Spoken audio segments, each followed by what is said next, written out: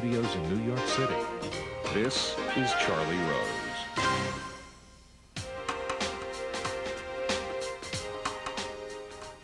Felipe Calderon is here. He is the president of Mexico. Mexico has a long and proud history stretching back thousands of years. It is America's neighbor, and the two countries share a complex and unique bond and a long border. After plunging into a deep recession in 2008, Mexico is emerging as a country to watch. It is the second biggest economy in Latin America, the seventh largest producer of crude oil in the world. But there are also difficult challenges, first among them violence by non-state actors like drug cartels, corruption, and immigration. President Obama spoke today about immigration at an appearance in Texas. I want prosperity in this country to be widely shared. I want everybody to be able to reach that American dream, and that's why immigration reform is an economic imperative. We need Washington to know that there's a movement for reform that's gathering strength from coast to coast. That's how we'll get this done. That's how we can ensure that in the years ahead, we are welcoming the talents of all who can contribute to this country, and that we're living up to the basic American idea that you can make it here if you try. We are pleased to have Felipe Calderon, the president of Mexico, here at this table for the first time. Thank you. Thank you, Charlie. It's a pleasure for me. Tell me where you see Mexico today. What are the challenges and what are the opportunities? Well, Mexico today is, as you said, has a vibrant economy. We grew 5.5%, and the growth in the first quarter of this year is more than 5% again. So we are growing, and Mexico is generating jobs. We have created last year more than 150,000 new jobs in the formal sector in net terms. And according with the figures this year, we have created 270,000 new jobs, 2011. So we're in a very good performance in the economic sector. In the social sector, we are providing opportunities for the people. For instance, in the health system, we are reaching universal health coverage by next year. That implies that at the beginning of the century, in 2000, only 43 million Mexicans had some kind of social security or Medicare. And today, 95 million Mexicans have some kind of medical services. And we hope to reach universal health coverage by the end of my administration. And of course, we have a problem related with organized crime, not only narco-traffic, but also organized crime. But we are addressing the problem. We are fixing that in three areas. We are facing the criminals. We are rebuilding legal institutions and enforcing law institutions. And we are working really hard in social prevention of the crime. So I hope to see Mexico in the future. What are the opportunities and what are the challenges? Of course, the challenge, probably the biggest, is the crime. And we are working really hard on that. I can see in the future even, Charles, that Mexico will have a real asset in his security institutions in the future. If we keep reforming and strengthening the institutions, we will have a very different situations in the medium term. Now, you mean by that judicial institutions and law enforcement institutions? Yes. For instance, we passed in Congress a reform in order to establish in Mexico oral trials, like here in the States. Instead, the old inquisitorial system, and that will imply more transparency in trials and direct confrontation of the judges with the evidence, a new regime of protection of victims. We are, for instance, rebuilding law enforcement institutions at federal levels, and I'm talking about the federal police. I'm talking about the Attorney General Office. We are vetting all the top officials at federal level and law enforcement agencies. And with them, we are starting to vet not only top officials, but also medium and low levels of responsibilities in law enforcement agencies. We are providing the state-of-the-art technology for our police forces at federal level. And my goal and political challenge is to change or to do the same at local level in the states. So I used to say that when Mexico have 32 police corps with new commanders, with new institutions, and with Mexico have 32 Attorney General offices in the states of the Union, we will be a very different country in terms of security. And that is the most important challenge. And the opportunities. Do you have enough time to do that? I mean, you have 6 years as president. It's not enough time when you try to rebuild a nation like Mexico. But as the people say, a very long journey starts with one step. And we are making the first steps in order to do so. And we are making very strong work. Actually, for instance, one of the legacies of my administration will be a renewed federal police. For instance, we are recruiting young people, professionals, graduated people. We are vetting them, and we are allocating them in the intelligence office of the federal police. So this renovated police corps will be one part of the legacy. And of course, we are trying to do the same in the Attorney General office. And for that, we have time. Of course, in order to renovate the states, it's going to take more time, but when you need to start, and that is exactly what we are doing. So you have to, on the one hand, fight a war, on the other hand, try to rebuild confidence in your institutions. Yes. Because of corruption, because of the power of drug cartel money and every other thing. Yes. The United States, tell me how the relationship is and whether you are getting enough support in your judgment from the United States, especially in this war against the drug cartels. Well, the relationship is very good, in particular with President Obama and his team. They are doing a very important effort in order to support us. But probably the main thing that we need is to try to explain or understand here among American citizens that it is not a Mexican problem. It is a common problem. Both countries and both societies must to fight against that organized crime. Because the demand for the drugs comes from the United States. Because the demand for drugs comes from the United States, because the weapons of the criminals comes from the United States. Let me tell you that in the 4 years of my administration, we have seized more than 100,000 weapons. 60,000 of them are assault weapons, and 85,000 of the total weapons we seized were sold in the American territory, mainly in the gun shops in the border. So after the assault weapons ban extinguished in 2004, we have started to see a tremendous increase in the power of the criminals due this easier access to the American weapons. So that's a very important thing where we need the support of the American government and the American Congress, and we have not yet.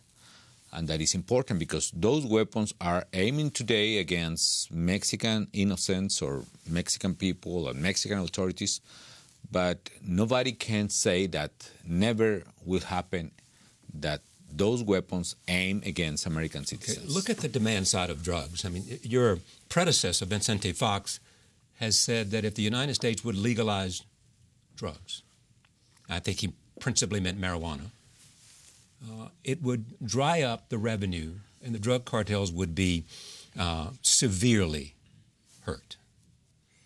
So you don't agree with legalization? Let me tell you, I don't agree, but I'm open to the debate. That is clear for me. Why? Because there are economic arguments in both sides of the discussions. I understand that, as the economic theory used to say, when you have a black market, like in the case of drugs, you have some kind of overprice, and with that it is possible to fuel the activity of the criminals and the more violent criminals. However, at least what we need today is a clear definition, because you can see some kind of ambiguity between, in some states you are legalizing, in the states, at least 14 or 15 states are legalizing marijuana. there is a change in the culture. Only, Charlie, only this expression that the medical use of marijuana is causing tremendous damage in cultural terms. Why? Because for young people, it sounds like, oh, it's medical use. Marijuana has a medical use, so it's good for me. And you can observe in the American universities that a lot of young people used to smoke marijuana. But if you find someone trying to smoke a cigarette, it's like a capital sin. Yes. So it's a change in culture. So what I'm trying to explain, either you enforce the law seriously and you prosecute the criminals acting here in the States, the top guys, the drug lords, or you clearly establish a new regime in economic terms for drugs, a market solution for that. I don't agree that there is this solution, but the question is you cannot have in place both policies at the same time. Okay, but are you saying that at some point you would open to the idea of legalization as a possible? I open to the debate. But in the case in Mexico, it's absurd. Let me explain why. Because the relevant market for drugs is the American markets. The market who is determining the price of drugs is the American markets. If we start a terrible discussion in Mexico about that, and finally any government or Congress legalize the drugs, will be unuseful. Why? Because you will have all the downside of the problem. For instance, it's like you will give up the young people in the hands of the criminals and the hands of the addictions, and at the same time you won't have the benefits of legalization. Why? Because the price will be determined for foreign market.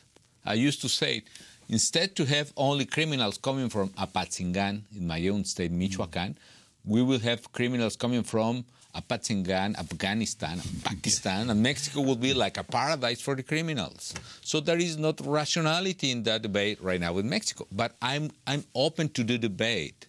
I not agree, and I'm not in favor of legalization. I don't believe that that is a solution. But you're open to the idea of the debate. But there is a rationality in economic terms that we need to discuss. And at the end, we need to end the ambiguity in the United States, in which you have some states legalizing drugs and at the same time speaking a lot about enforcing the law. Looking at what happened with Uribe in his country, what he did in Colombia, is that a role model for you? Or are you different in terms of what you're trying to do? We are different as country, but it's a very useful experience for us. And we need to remind that the violence in Colombia started in the 80s. Right. And after 10 years of government of Uribe, he got to reduce that violence, and that is good for us.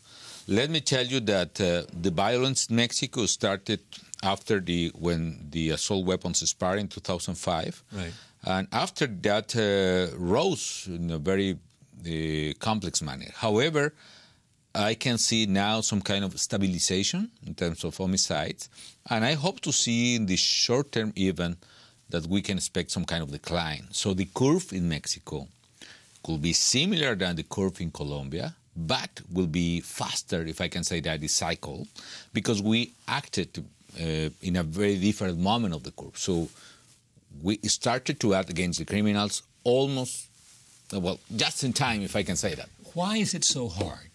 Obviously it is. Obviously there's a level of violence and a level of brutality that you can't imagine in terms of sledgehammers and in terms of decapitations and in terms of all kinds of tactics to spread fear. But give us the nature of the enemy in this case. Well, how they operate, why they're successful, why they can resist the army of Mexico. Let me tell you that we are assisting a very complex phenomenon. Probably in the past, the business of the criminals was only related with the narco-traffic itself. I mean, traffic of narcotics to U.S. Right. It was like an export business only. In order to maximize that business, the criminals try to hidden their own activities. No, you put the drug in a vehicle in a very hidden way, and try to cross the border, and that's it. Now, according with the increase in purchase power of the Mexican people, before NAFTA we have only $3,000 per capita income, and today we have probably $15,000, according with PPP measures. The per capita income in Mexico today is $15,000. Yes. Well, according with the purchase parity power, if I can say that. But without purchasing parity power consideration, we could be almost 10,000. But the fact is, increased a lot after NAFTA. And with that, we became a very important market for any single products or services, either vehicles, homes, or drugs, unfortunately. So the criminals preserve the old business of export to U.S., but at the same time, they tried to go into retailing in Mexico itself. They took the profits and put it into retail. Yeah, not only profit, but they preserve the old business, right. Traffic into U.S., but also they started to try to sell drugs in Mexico, right. Retailing. And with that, the core of the business was absolutely different, because in the old business, they tried to be in a very low-profile activities, and with the new business, they try to control a territory, a specific territory. And with that, they started to fight each other, cartel versus cartel, in a very violent manner. And exactly they are trying to create fear and terror. And that is the reason why they became so violent. How much of the violence is cartel versus cartel rather than violence against innocent? Well, we have some kind of estimation. It's difficult to say that, but we are tracking all the homicides in the country. And the specific legal parts are in the hands of the local authorities, in the Attorney General offices, most of them, because it's a local crime. However, we are trying to research and follow all this violence. And we have an original estimation that at least 70% of all those homicides are a consequence of the fight of one cartel against another cartel. Other part are the public officers who died in this battle. It could be more or less like 4%. And probably 1% of all victims are innocent people. However, is the most important part, and we are sad about that. I don't want to go into this statistic because the life of one innocent people is more important probably than any other one in this battle. And the corruption that money is able to buy is how deep? Yeah. How much?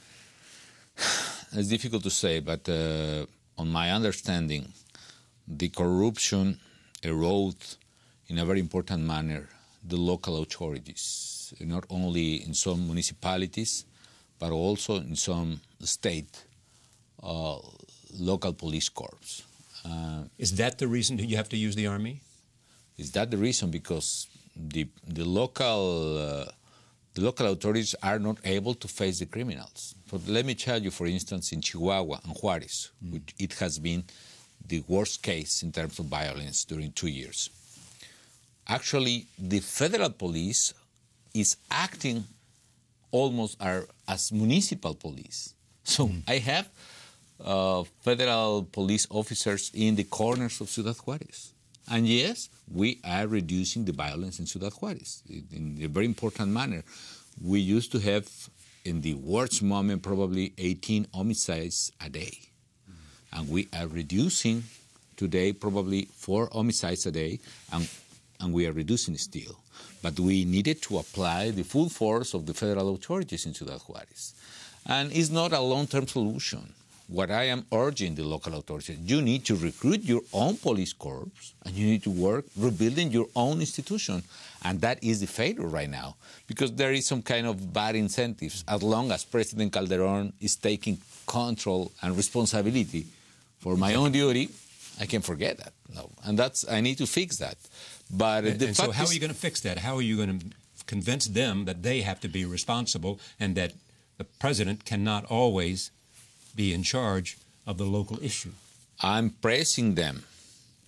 Through the law, for instance, I presented an initiative, a bill to the Congress in which the local authorities must to rebuild their own institutions by law. So I need to enforce the law. I have not enough instruments to do so, but it's one part. Second, public opinion. I need to persuade the people about where is the problem. So the problem is not, by now, the federal government. I'm doing my best on that. But we need to rebuild municipal police in Juarez, and we need to rebuild local police in the state of Chihuahua. By the way, I have a good relationship and better cooperation and understanding with the actual governor of Chihuahua, and that's good. But the problem is there, and the challenge, Charlie, is there. We need to rebuild local institutions in Mexico. I have the same problem now in Tamaulipas. And we have a new governor in Tamaulipas. He has a lot of troubles. I can perceive that he has the will to do so, and I will support him to rebuild their institutions.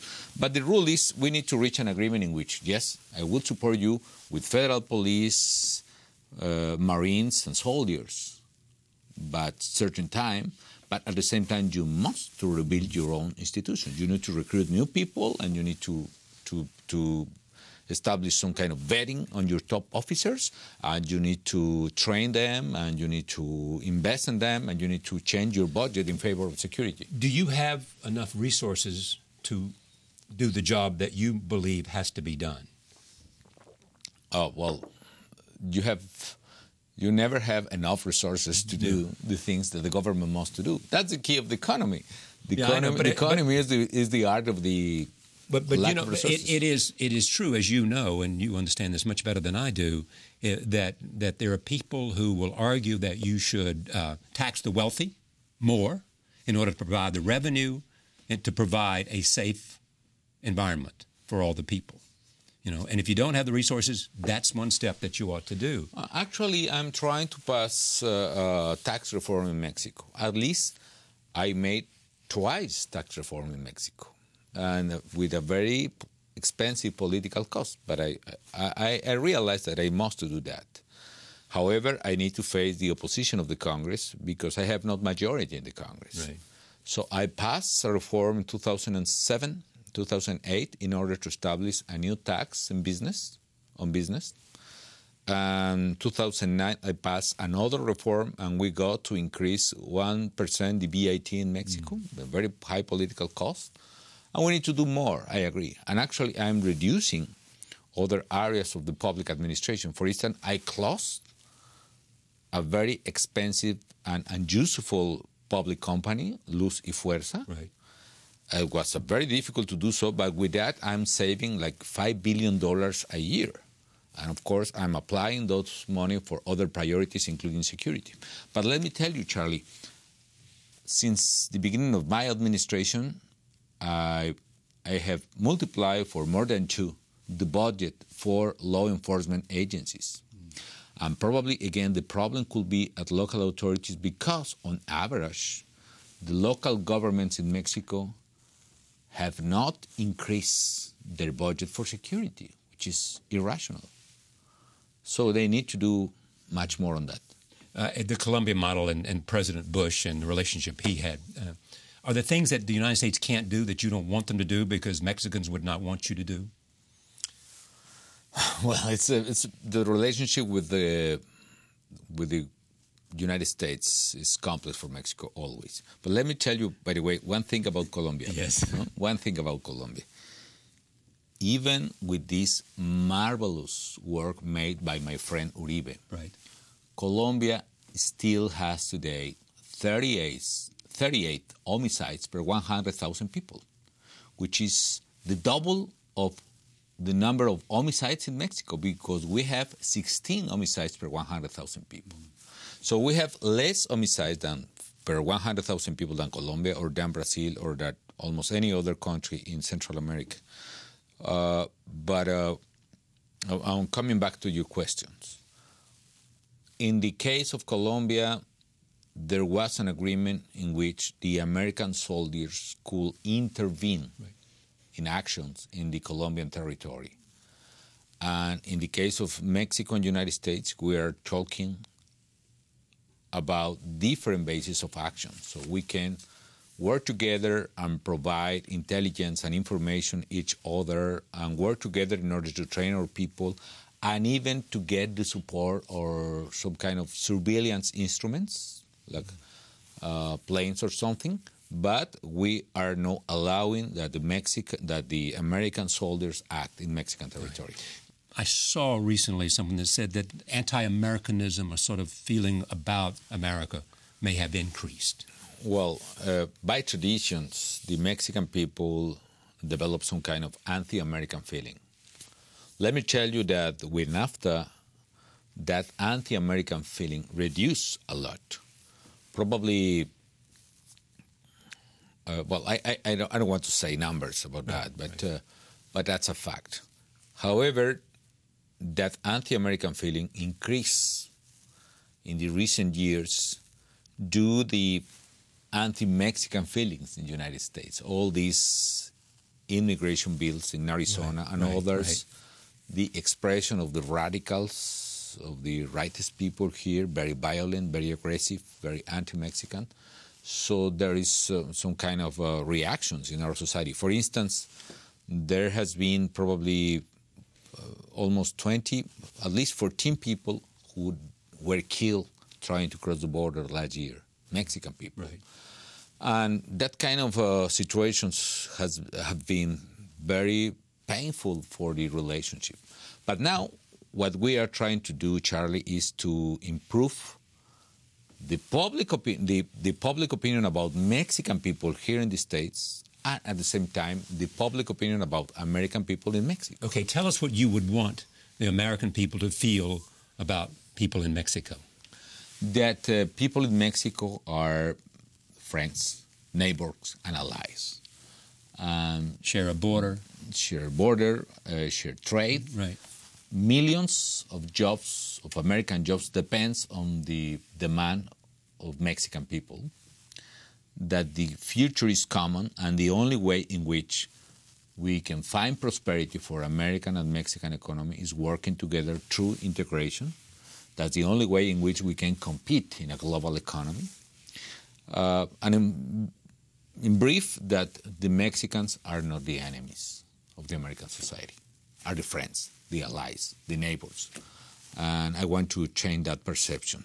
And another thing, I don't want to be a president promoting migration. Actually, we are trying to provide opportunities for our people in Mexico, jobs in Mexico for Mexican families. Actually, the census of 2010 showed that the number of the population in Mexico was larger than was forecast. And what is the reason? We were expecting to be only 108 million people, and we are 112 million people. Why? Because those 4 million people are people who stay in Mexico instead to migrate to the United States. So there are reasons in which the people decided to stay in Mexico instead. What would to migrate. If you could write immigration legislation for the United States, understanding it is a highly political issue here, as you have suggested. Yes. What would you suggest to us? What would you believe is the right thing to do? It's difficult, but let me tell you what exactly I'm doing in migration legislation in Mexico. First, we eliminate the criminalization of migration. So to be migrant in Mexico is not a crime anymore, since 3 years ago. Now we are passing in Congress a new law in migration in which any migrant will be considered as a human being, and it will have the opportunity not only to pass in Mexico, but also to stay in Mexico and in a very fair and very clear conditions, even to work in Mexico. We are trying to switch the perception about the problem and understanding that migration is a natural phenomenon. I don't want to suggest any legislation for the United States. I think that the DREAM Act of President Obama is a good one, and it will be very useful in order to fix the problem. Of course, I would like to see that a lot of very brave, hardworking Mexican people living in the States, living in the shadows, as President Obama said, they can get an opportunity to become legal person in this country. I don't want to create any incentive for more illegal migration. But the fact is there are millions of people here providing services for all people in the American society, providing higher work. It is impossible to understand the prosperity of the American economy in the 20th century without Mexican workers. And it is impossible to understand the competitiveness that the American economy needs without Mexican workers. It's a question of... So all those that are here, you think, should be given a pathway to citizenship? Well, with all respect, all those people working with respect to other people, working in an honest job and providing either services or work for the American society should have an opportunity to clarify their situation. And what do you say to, every country views its borders as an important delineation. Yeah. So, how does a country protect its borders without offending people who might want to come in? I think that is possible. Actually... But building a fence is not. It's not exactly the most friendly expression of neighborhood. But you didn't think that was a friendly gesture, did you? No, so it's clear you can consider your own case in any neighborhood in the States. There's an expression in America. And if your neighbor started to build a fence, it's not a very friendly gesture. But let me talk about other things. When I listen some American congressmen or people say, well, we want safer border. Right. I say, I agree. Yes. So does the president. So I want a safer border. So I don't want to see a border in which the criminals are the owners of the territory, both sides of the border. So actually, I'm suggesting to President Obama to establish, for instance, in each line of the border, we can establish some kind of non-intrusive mechanism in order to detect drugs, laundry money, criminals. You think that's possible? I think that's possible. But you've got to work together. We need to work together, and the American government has the money to do so, and the technology. When Vicente Fox was elected, there was a sense that George Bush, President Bush, 43, was going to really be Mexico's friend. Then the perception was that the United States got preoccupied in Iraq after 9/11, and Mexico sort of fell out of focus. Do you feel that even today? Well, frankly speaking, Charlie, yes, that's true. Yes, exactly. No, yeah, and I understand. So yes, you have another priorities.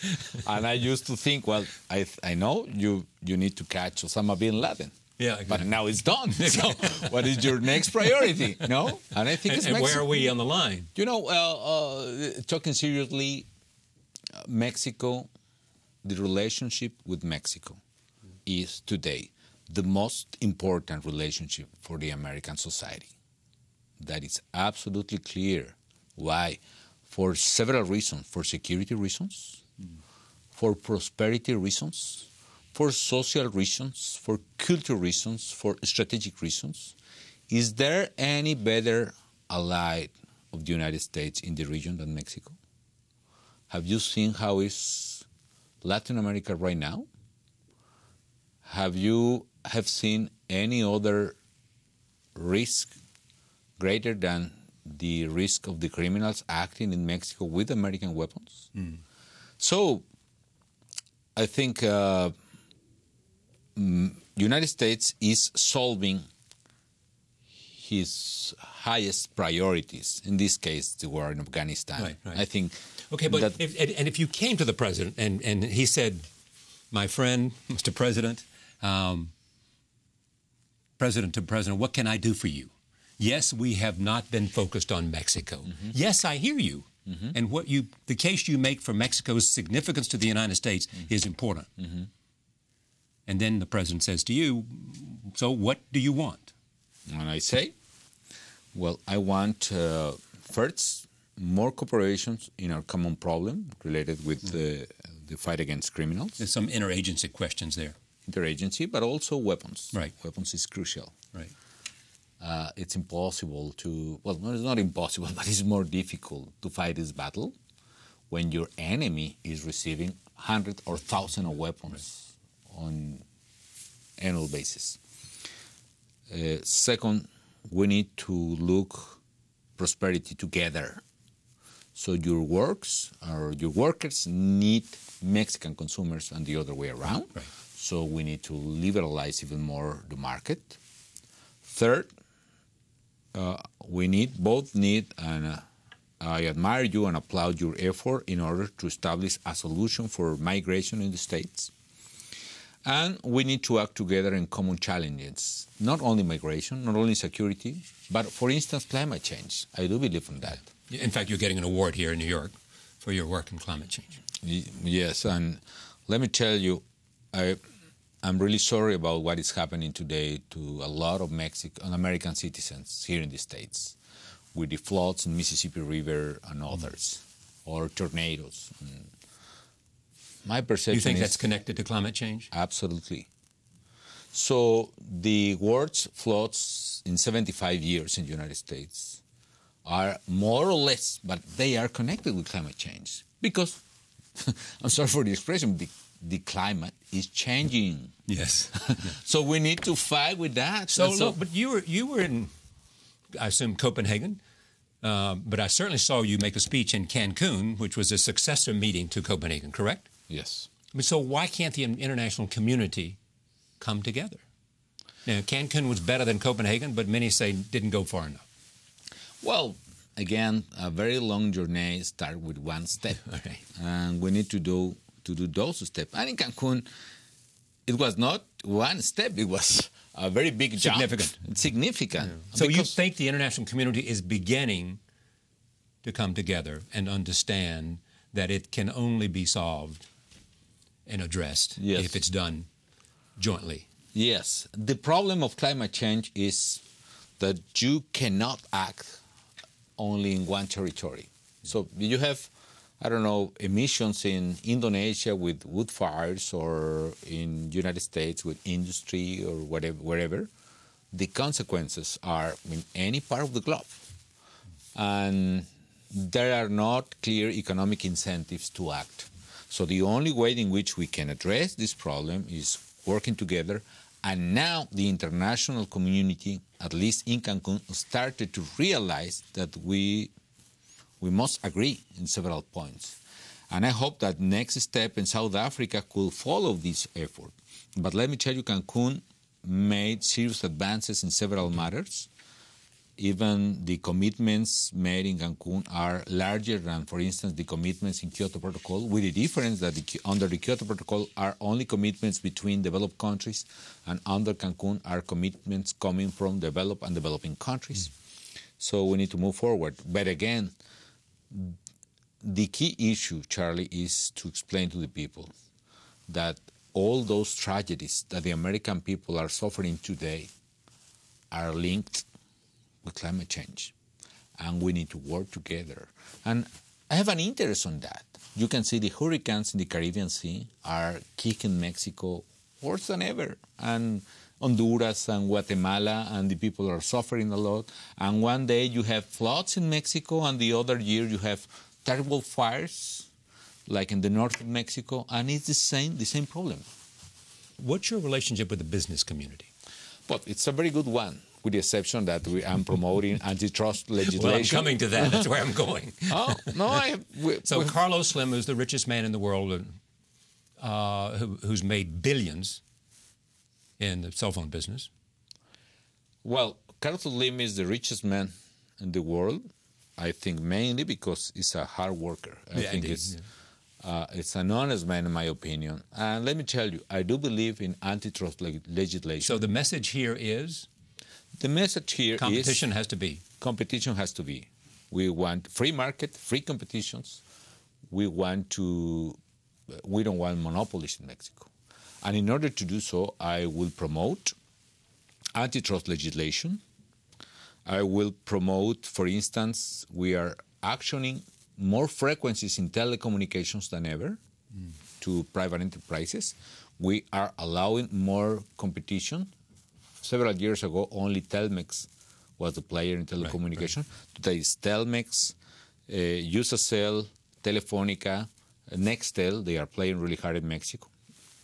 And the message is, it is not personal as well. Okay. That is the reason. Was he a political supporter of yours? Well, a lot of people support the competition, but it's difficult because there are a lot of interests in Congress as well. There were protests in Mexico City, seeming to be arguing that they felt like the Mexican institutions were failing them. Yes. And that there was a sense of the president, you know, had failed them. Tell me how you see those protests. I share their feelings, for instance. I do want Mexico without violence as well. I want a Mexico without criminals. I want a peaceful country. But I'm working on that with all my effort and personal capacities. So I'm working really hard in order to build the Mexico I want. And if they say that there are failures in the institution, I say, I agree. In which institutions? That's the questions. And as I told you have suggested that in some institutions there's corruption and a lack of confidence, and that's one of the principal things you have to do. Yes, and that's exactly the questions that I want to raise with them, talking directly. Now, how will you do that? I mean, you're the head of state. How will you communicate, and what kind of I invited, protest in the street has a... I invited the leaders or the promoters of the march to talk with me. Javier Sicilia, Mr. Lebaron, and others. I want to talk with them and tell them what are your arguments, what are your proposals and suggestions. I want to express my solidarity with your movement, but at the same time I want to explain to you what are the reasons of my fight and what exactly my government is doing and what do we need in order to improve the situation. And I will say we need better police corps at the state level and better attorney general offices. And I need your support and your civil society movement in order to press the local institution to rebuild their own structure and performance. That's more or less the idea.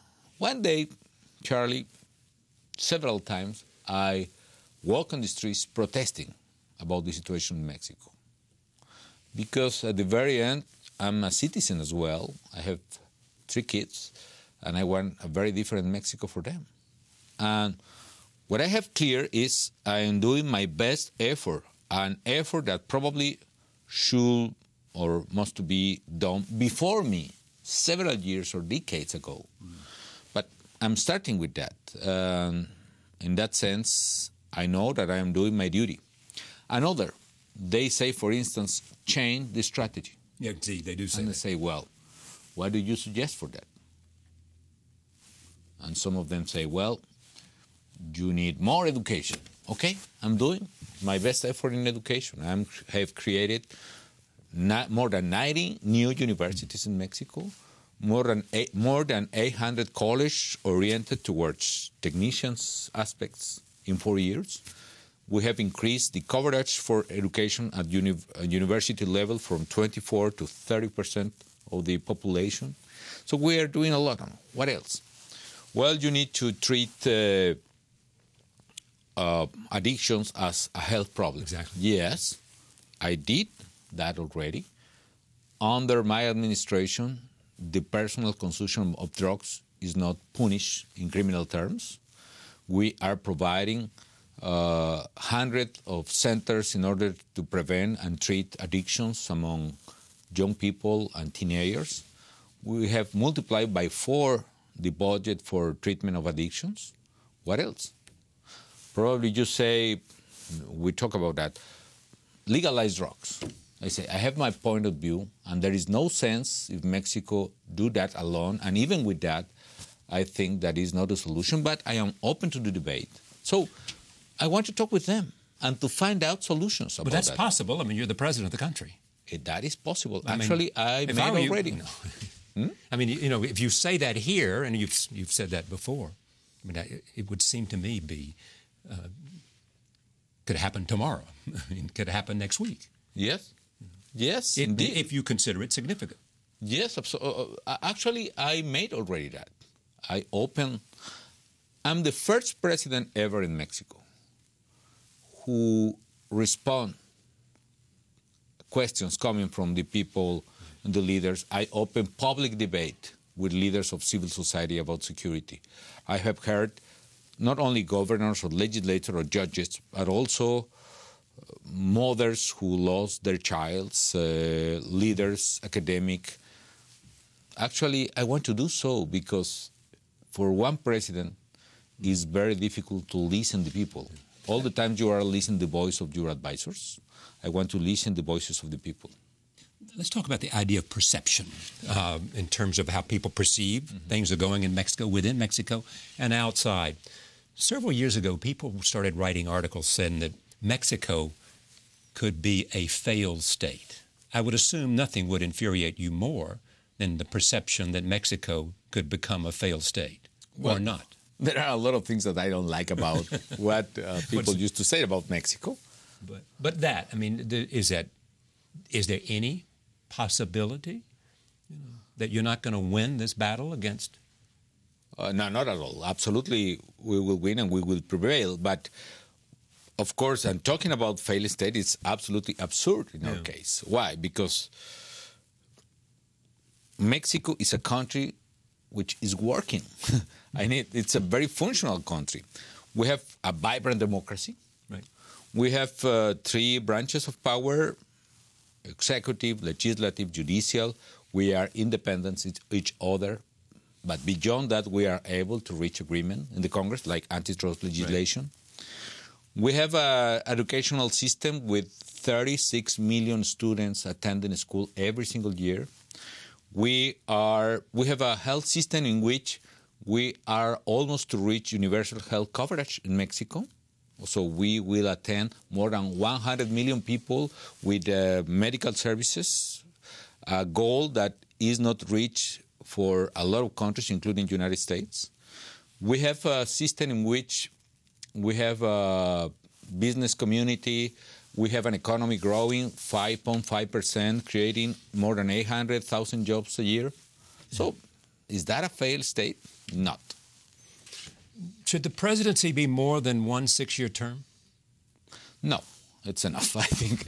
No, you know very well the history, Charlie, and you know Mexico. That's enough. Yes. Go ahead. In the 19th century, a very popular military, Porfirio Diaz, who was a hero in the war against French, Cinco de Mayo and others, he started a revolution under the banner of not re-election. He won, and after he was president, and he was president 30 years. Of course, he was re-elected. No? And after him, another man I admire so much, Madero, started a new revolution under the same banner, not re-election. He was elected, he was president, and he was killed 2 years later. And after another members of the revolution under the same banner wanted to be president, he was president, and after he reformed the constitution, and he was re-elected, and he was killed. Yeah. So, end of story. It's enough. 6 years, and the re-election of the presidency is not a good idea. Okay. Here's NAFTA. Did NAFTA work? NAFTA worked a lot. It's a marvelous instrument that provides jobs for Mexican and for American people. Some have argued the following, and they make this point. There was a flow of money to China because of China could manufacture with a low-cost base. And they're arguing that now that may be changing in China. And that one of the places where you might see the development of manufacturing is Mexico. Is that a real idea? absolutely real. Yes, indeed. Actually, we are the best country for manufacturers in the world. And I can prove you. That? Okay, prove it to me. If you go to any store, any, appliances store, and you try to find out a refrigerator, for instance, produced in China, and you look at a refrigerator produced in Mexico, the Mexican refrigerator will be better and will be cheaper. It's clear, and it's not only an expression. We are testing, or we are trying to follow that, because, as you said, something is happening in China. I don't know what could be in the past its advantage in terms of very low salaries, right. No unions. I don't like that. No democracy. But I respect that. But we have free unions, free market and labor, democracy. And even with that, we have more competitive conditions than China in some sectors, including manufacturers. Why? It could be, Charlie, for instance, logistical costs, due to the cost of the oil right now or others. It could be it's happening in China. I don't know exactly what is happening. Probably the salaries are going up. Well, that's one thing, yes, wages. Inflation, I don't know. Inflation is another thing, yes. Yeah. But the fact is today, according with several advisors or several firms, Mexico is on the top of the advantages in order to produce manufacturers. Actually, Deloitte, the World Bank, A.T. Kearney, and others are looking the advantage to produce manufacturers in Mexico in order to export to the American market. There's this image of violence in Mexico. On the other hand, there is this reality of Mexico having a potential to create an enormous manufacturing base, to create jobs, and to do things for its own state and develop tax revenue and everything. Can you realize Mexico's potential? Absolutely, if you cannot, yes. And actually, we are working on that. We will realize the Mexican potential, and we are fixing this problem of violence, and at the same time, we are reinforcing our economic potential and providing social services for the people, education, health, and other. And on this, what's the indicia of success? What's the metric for success? I think it's the quality of public institutions. As long we persevere in order to rebuild police corps and attorney general offices in the states and at federal level, that will be the measure of success. Because sooner or later, as in Colombia happened, the violence will reach peak and then decline, because the strength of the public institution will be much greater than the potential of the criminals. And that is happening already in Mexico. However, we are probably in the worst part of this terrible violence. Again, a violence that is related more than the fight of one cartel against other than other reasons. Now, we are fixing that. And let me tell you, Charlie, in the future, Mexico, if we persevere in this policy, Mexico will have an asset in its public institutions regarding with security, an asset in law enforcement agencies. And I'm absolutely clear on that. I can see that. The problem is a very long-term goal, if I can say that, and the costs in the short term are very expensive. That is probably the reason why not much people before me wanted to do so. But we are working that. But talking about the potential, Mexico is a growing economy. Half of the Mexican people are below 26 years old. We are a very young country. We have a demographic bonus in the sense that the active economic population is greater than the dependent population. And a large population. And if you've got a large population and you can raise their own, most of them to the middle class, they provide a demand for your products, and it becomes... Yeah, Mexico will be probably the sixth or the seventh largest economy in the world by 2050. And let me another thing. If you see the census, Mexico 2010, I'm sorry for this, we have a very strong middle class in Mexico. 98% of the people have electricity. More than 92% has drinking water. 90% sewerage. More than 85% of the people have television in Mexico. So we almost more than half of the houses in Mexico has vehicle, automobile,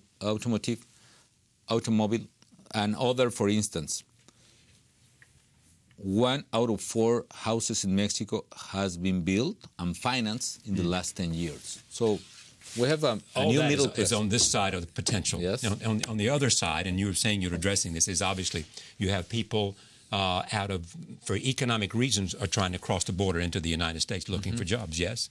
You have people, in some cases, certainly the wealthy class, are in a sense leaving the country out of fear for personal safety.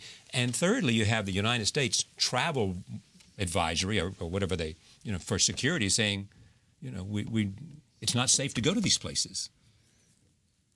Well, that's a problem, but if you analyze,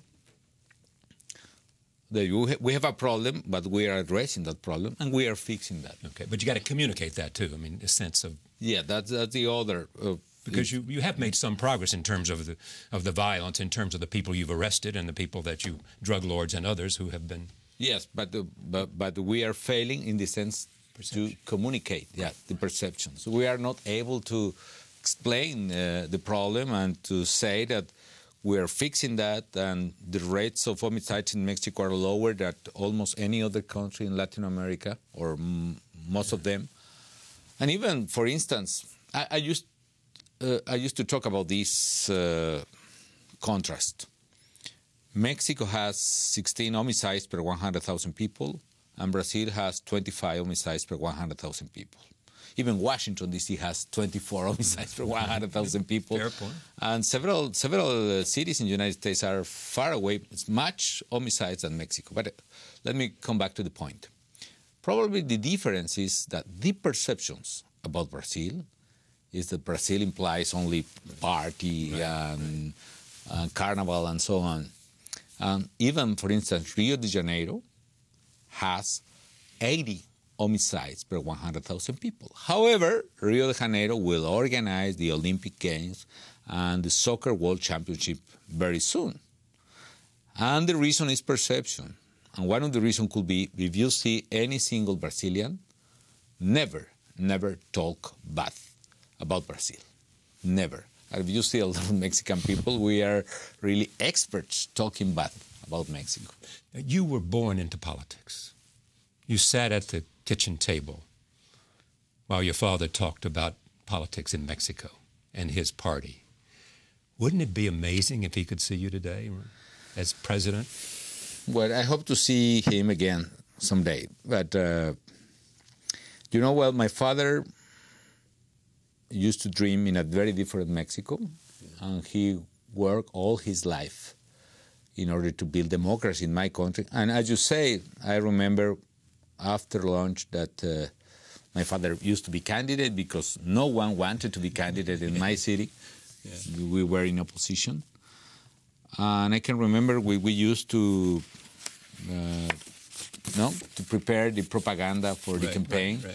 And my mother and my sister prepared in the kitchen the Gluck. And we used to go after 10 o'clock at night to put the propaganda in the wall. And of course, I think that he will be proud about their sons and their daughters. I remember very well his words. One day we suffered a terrible fraud in elections in Michoacan. And we were very angry and a lot of frustration. And he called us and said, "Hey, kids, come on. No? Remember this. You never will see a governor from the PAN in this seat. And the reason for our battle, the reason for our work, is not exactly the power itself. The reason is because it's our duty to build democracy in Mexico. And if you fulfill your duty, you must be happy." And that's it. Before he died, we got the first governor in Baja California in '89. And of course, he never saw me, at least on live, as president. But I'm sure that he will be proud about our work and that we are trying to follow their thoughts.